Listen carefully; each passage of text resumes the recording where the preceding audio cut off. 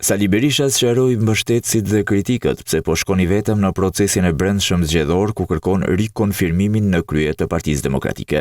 PD-ja po bën zgjedhje dhe po bën zgjedhjet e klasit më e pror. E vërteta absolute është që në 90% dhe më shumë, të atyre që i bëjnë me një antar një vot, janë me një kandidat. Sepse ata që kanë peshë dhe nuk janë sigurt në fitore, nuk pranojnë ty. Por ama, në çdo rast, për ty në garë, disa kritere do t'i plotësosh. Theksoi arsyet e mospranimit të kandidaturës së Ervin Salianit, të cilin e akuzon direkt për bashkëpunim me krimin.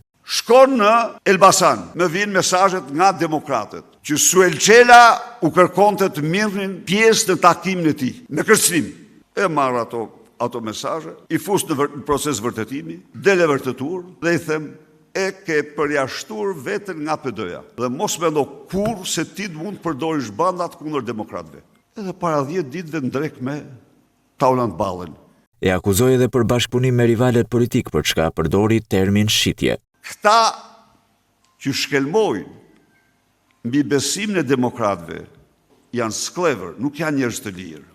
Për mjekën Mere Mesala që kërkoi ta sfidoi, doktori, siç cilësohet kryedemokrati, kishte një tjetër argument. Meremja ka bërë një garë, ka marrë 43 vota. Për të kandiduar Meremja që të drejtoj ty dhe demokratët, duhet të ketë disa prova, sepse përndryshe gara nuk bëhet qesharake.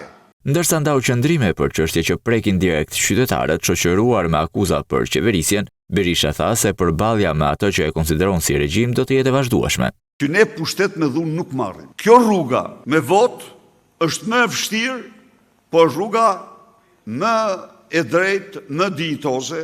Për këtë kërkoi pjesëmarrje të madhe në protestën e 8 majit, e radhës kombëtare e thirrur nga Partia Demokratike.